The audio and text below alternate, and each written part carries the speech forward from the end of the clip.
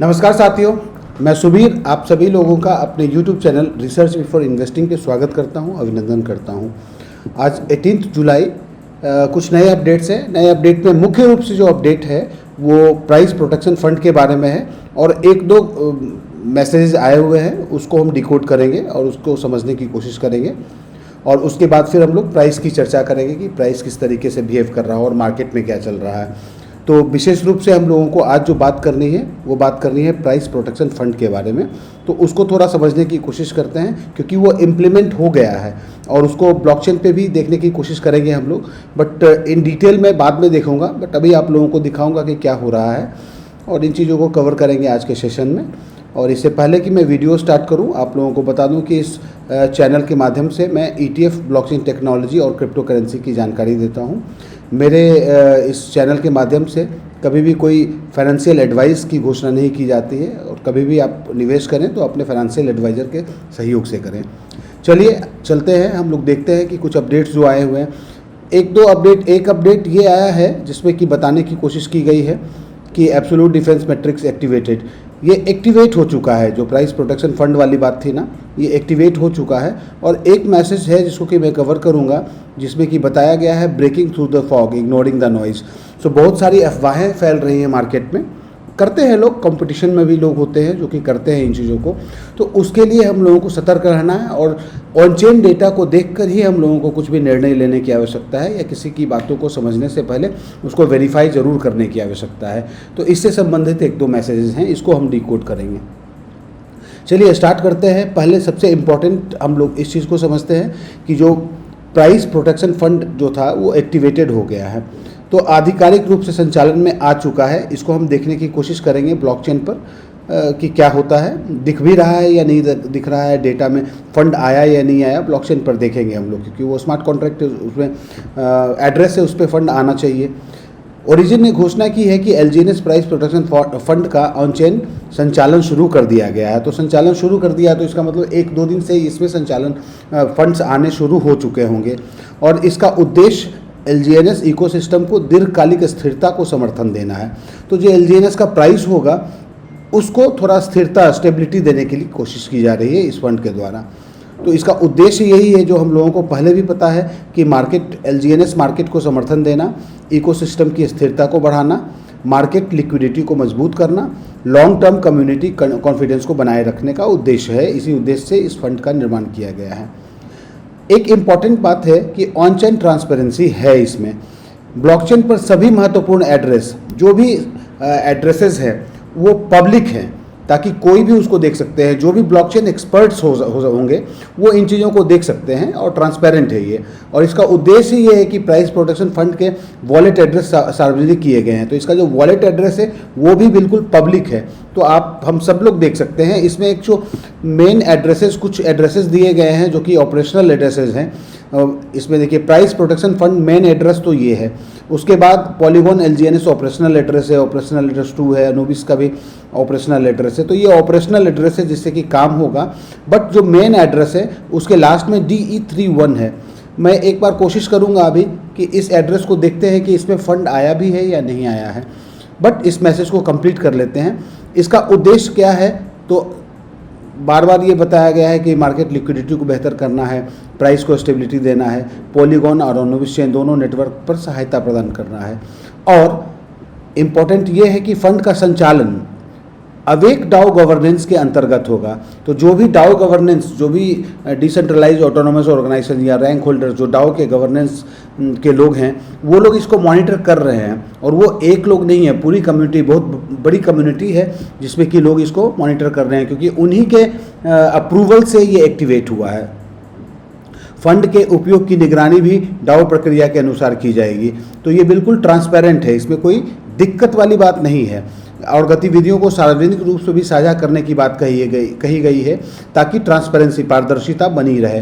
तो जब कोई भी चीज़ पारदर्शी है, कुछ भी ट्रांसपेरेंट है, तो उस चीज़ को कोई भी जब देख सकते हैं, सभी लोगों के पास एक्सेस होता है, तो उस पर कहीं ना कहीं हम रिलाई कर सकते हैं कि सिस्टम बिल्कुल ट्रांसपेरेंट तरीके से काम कर रहा है। इसका मुख्य उद्देश्य ये है ना कि सभी ट्रांजेक्शन्स और जितने भी ट्रांजेक्शन्स होते हैं उसको ब्लॉकचेन पर आप सभी लोग देख सकते हैं। जो ब्लॉकचेन एक्सपर्ट्स हैं वो इन चीज़ों को ज़्यादा बेहतर तरीके से समझ सकते हैं।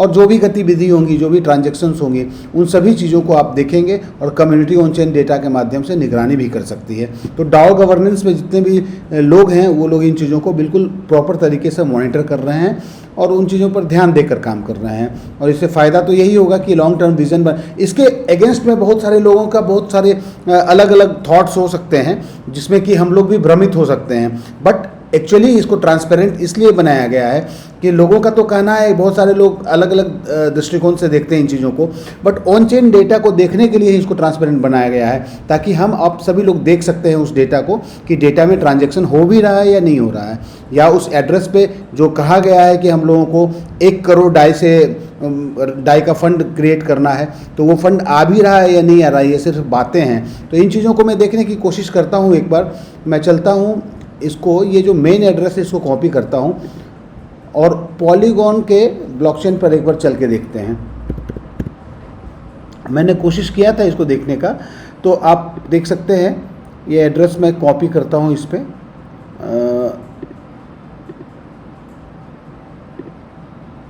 ये एड्रेस है, इसको मैंने कॉपी किया। तो यहाँ पे इन डिटेल तो मैं अभी नहीं जाऊँगा, लेकिन मैंने पूरा देखा भी नहीं है, बट हाँ एक चीज़ ये दिख रहा है, इसके ओवरव्यू को अगर आप देखते हैं तो यहाँ पे दिख रहा है, एक तो ये चीज़ है कि ये एड्रेस है, ये एड्रेस है, और इस एड्रेस पे ये कितना है, 61 सैकड़ा हज़ार 10,000 लाख 10 लाख, मतलब 64 लाख डाई आ चुका है।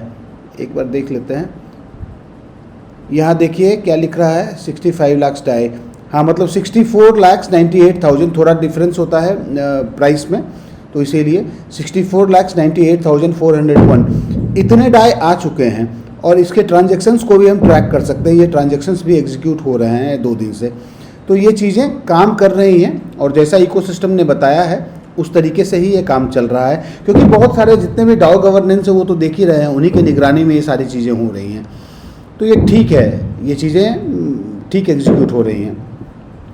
चलिए इस चीज़ को समझ लिया हम लोगों ने, और नेक्स्ट पॉइंट पे हम लोग चलते हैं, जिसमें कि ये बताने की कोशिश की जा रही है कि आजकल मार्केट में बहुत ज़्यादा सतर्क रहने की आवश्यकता है, जिसके लिए कि एक मैसेज आया है, अफवाहों से सावधान, लॉन्ग टर्म विजन पर ध्यान देना है। बहुत ही स्पष्ट शब्दों में बताया जा रहा है कि ब्रेकिंग थ्रू द फॉग, अफवाहों को नज़रअंदाज करें, क्योंकि अभी कंपटीशन में आपके समय में, इस समय में जब आपके अनुबिस ब्लॉकचेन पर बहुत सारे प्रोजेक्ट डिप्लॉय हो रहे हैं, तो उसमें आपको भी पता नहीं चलेगा कि किस तरीके के टोकन फेक हैं या मीम टोकन है, बहुत सारे लोग आएंगे उसमें, और ब्लॉकचेन है तो उसके फ़ायदे तो हैं ही, लोग अपने अपने प्रोजेक्ट्स को डिप्लॉय करेंगे, और उस दरमियान में हमारे आपके पास में बहुत सारे लोग ये बताएंगे कि हाँ अनुबिस ब्लॉकचेन का एक ये भी टोकन है, ये भी प्रोजेक्ट है, आप इसमें पार्टिसिपेट करो।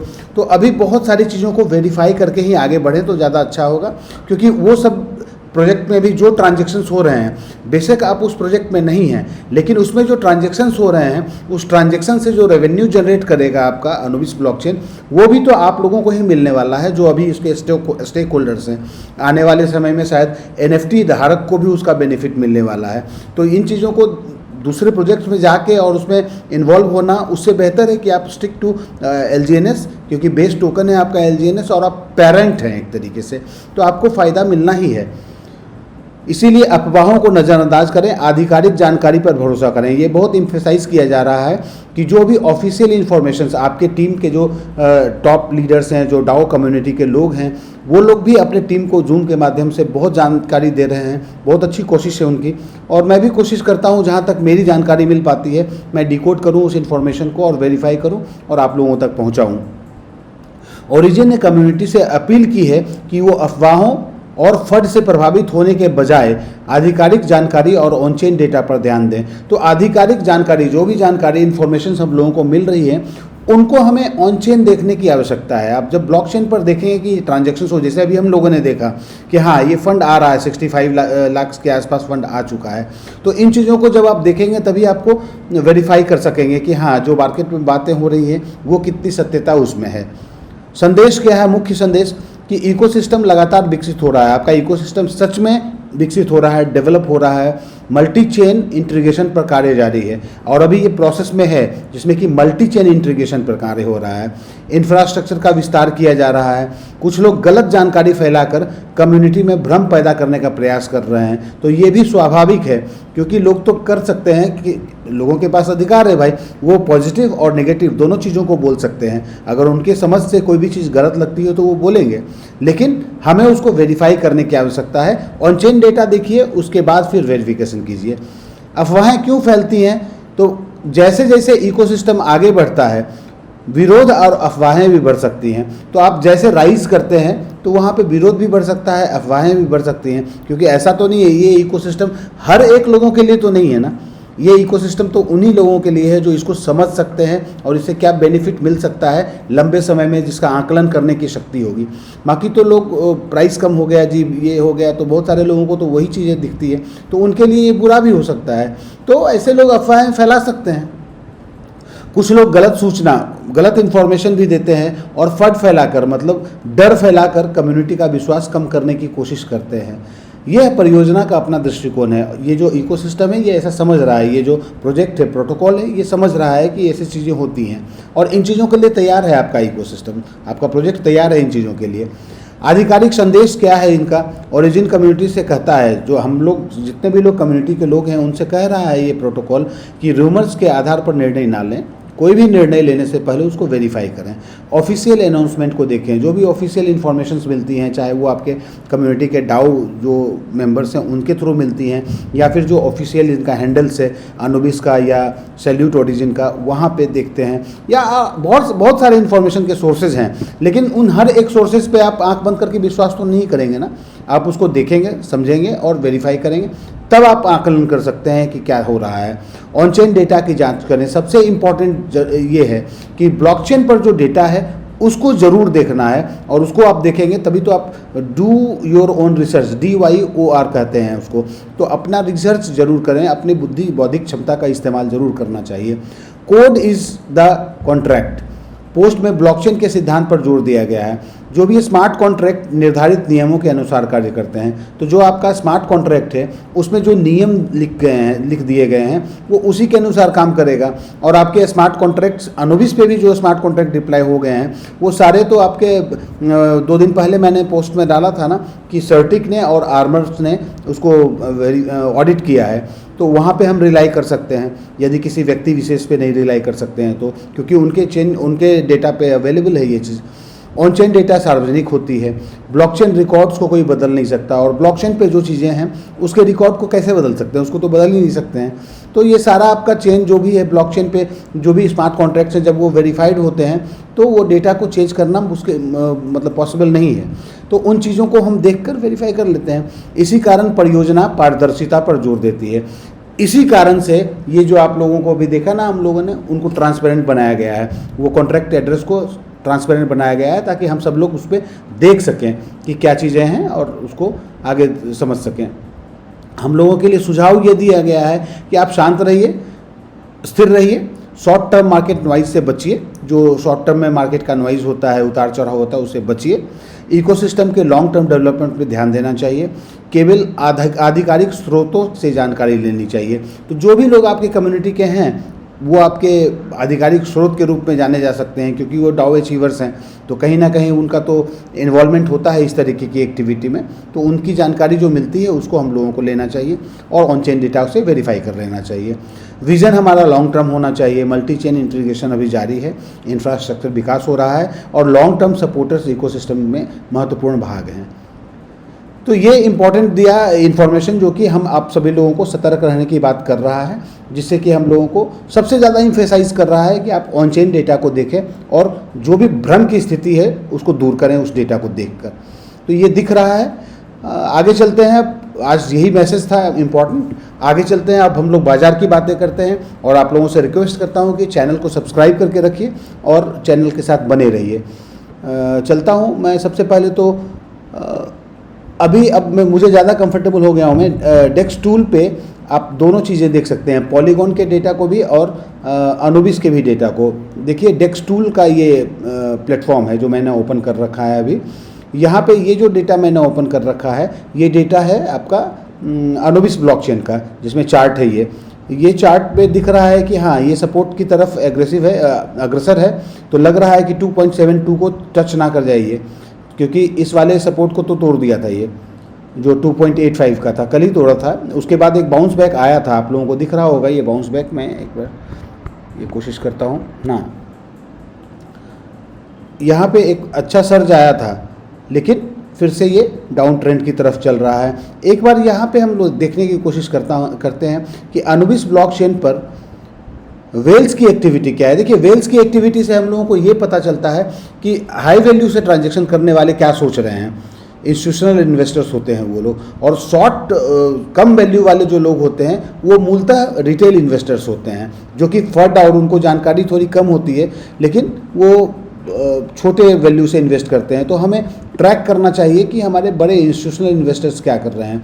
तो अनुबिस ब्लॉकचेन पर एक जो 11 बजे के आसपास के यहाँ पे सेलिंग आई थी, और उसके बाद छिटपुट सेलिंग आ रही है, बट बाइंग ज़्यादा है। बट फिर भी ऐसा हो सकता है कि शॉर्ट वैल्यू वाले, उसको मैं देखूंगा डेक्स स्क्रीनर पे कि छोटे वैल्यू से जो ट्रांजैक्शन कर रहे हैं उनकी स्थिति ये बनी हुई है, देख ही लेते हैं एक बार। लेकिन उस पर तो हम लोग पॉलीगॉन के डेटा को चेक करेंगे, क्योंकि पॉलीगॉन ही है वहाँ पे। बट यहाँ पे भी दिख रहा है हम लोगों को कि अनुबिस वाले ब्लॉकचेन पे हाई वैल्यू से लोग ट्रांजैक्ट कर रहे हैं, और उनमें ज़्यादातर लोग बाइंग की ओर उनका झुकाव है। तो ये चीज़ दिख रहा है। लेकिन एक बार हम लोग इस चार्ट को भी देख लेते हैं, जहाँ पे कि पॉलीगॉन का चार्ट हम समझ पाएंगे। और पॉलीगॉन के चार्ट को देखते हैं, तो पॉलीगॉन के चार्ट पे, तो पॉलीगॉन पे प्राइस स्थिर है अभी, क्योंकि ट्रेडिंग एक्टिविटी हो भी रही है, तो लेकिन स्थिर है। आप देख पा रहे होंगे इस चार्ट को, ये सपोर्ट को रेस्पेक्ट कर रहा है अभी, और बिल्कुल कंसोलिडेशन कर रहा है, इसी जोन में प्राइस मूव कर रहा है। तो देखते हैं, या तो अगर प्राइस डाउन ट्रेंड को जाना होगा तो ये अभी 2.10 के रेट को तोड़ेगा तभी नीचे जाएगा, अदरवाइज तो ये इसी जोन में अभी कंसोलिडेशन के फेज में चल रहा है। ठीक है, एक बार हम लोग ये कोशिश करते हैं कि पॉलीगॉन पे वेल्स की स्थिति देख लेते हैं कि वेल्स क्या कर रहे हैं। पॉलीगॉन पे तो वैसे वॉल्यूम कम हुआ ही है, बट वेल्स की स्थिति देखने के लिए हम लोग कर सकते हैं यहाँ से।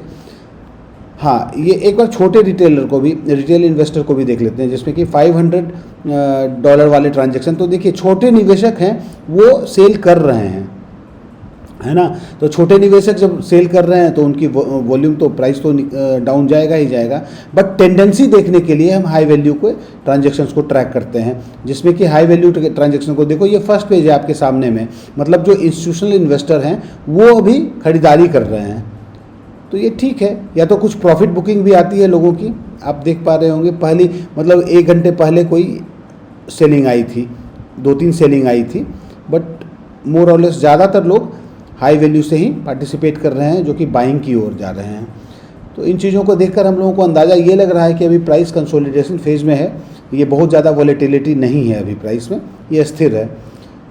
ठीक है, और अब हम लोग चलते हैं एक बार GLGNS के प्राइस चार्ट को भी देख लेते हैं। तो GLGNS में जिन लोगों ने कल के वीडियो को देखा होगा उन लोगों को समझ में आएगा कि मैंने बताया था ये पैटर्न को रिपीट कर रहा है। ये वाला जो अपना एक डाउनफॉल आया था, यहाँ पे प्रॉफिट बुकिंग आई थी, और उसके बाद प्राइस ऑर्गेनिकली बढ़ा था, और वही उन्हीं चीज़ों को रिपीट किया है यहाँ पे।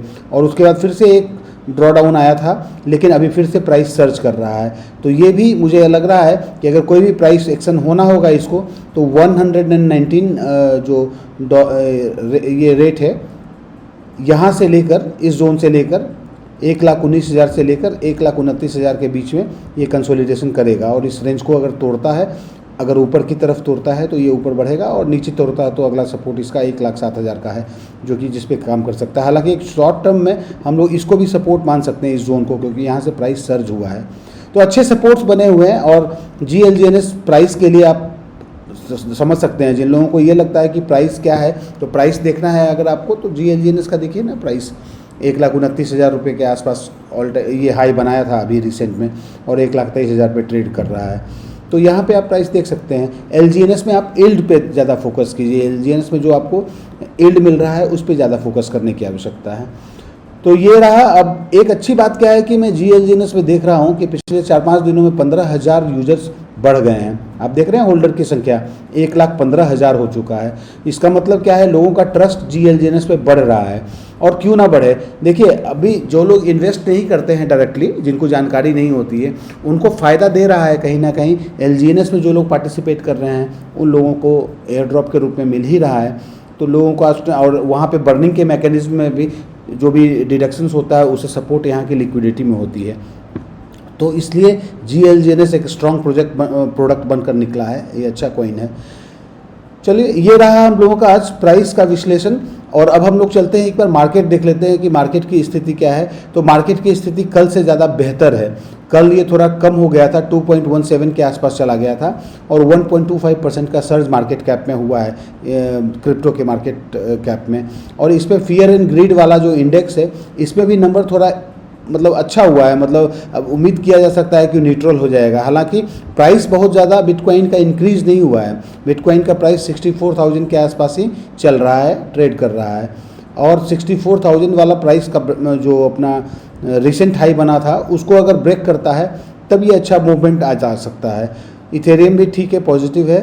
ओवरऑल ठीक है, मतलब कल जैसी थी स्थिति, सिर्फ मार्केट कैप के वैल्यूएशन में थोड़ा सा इंक्रीज़ हुआ है। फियर एंड ग्रीड इंडेक्स आप लोगों ने देख ही लिया है कि क्या है, एक बार देख लेते हैं इसको ओपन करके। तो ये बिल्कुल सही है और ये मतलब न्यूट्रल के टुवर्ड्स बढ़ चुका है। तो ये अच्छा साइन दिख रहा है हम लोगों को कि एक्सट्रीम फियर जोन से बाहर निकल के फियर जोन में से न्यूट्रल जोन जाने की तैयारी कर रहा है। तो ये थी मार्केट की स्थिति। मोर और लेस ठीक लग रहा है, चीज़ें ठीक लग रही हैं। अब उम्मीद करते हैं कि GLGNS और GLGNS का प्राइस तो मुझे उसमें लग रहा है कि ये प्राइस फिर से ये 1,29,000 के आसपास टच कर सकता है। तो ये अच्छा संकेत दे रहा है मुझे, क्योंकि इसका ड्रॉ डाउन जो प्रॉफिट बुकिंग आनी थी वो आ चुकी है। और LGNS को भी अगर आप देखते हैं तो पॉलीगॉन पे ये प्राइस स्टेबल है। तो अभी जिन लोगों को भी एक्यूमुलेट किया है उन लोगों ने शायद सेलिंग की थी, इसलिए 2.34 से इसकी सेलिंग आने के बाद ये 2.13 के आसपास का प्राइस अभी रुका हुआ है। Thank you very much. आज के लिए बस इतना ही। उम्मीद करता हूं कि आप लोग चैनल के साथ बने रहेंगे और अपने दोस्तों के साथ शेयर करेंगे इन्फॉर्मेशंस को। और कभी भी मैं आप लोगों से रिक्वेस्ट करता हूं कि किसी भी जानकारी के लिए उसको वेरीफाई ज़रूर करें। बहुत सारे सोर्सेज हैं जानकारी लेने के, आप लोग भी उन सभी सोर्सेज को सुने ज़रूर, बट ऑन चेन डेटा से उसको वेरीफाई करने की कोशिश करें और जब श्योर हो जाएं तब अपना निर्णय लें। धन्यवाद, आज के लिए बहुत बहुत धन्यवाद।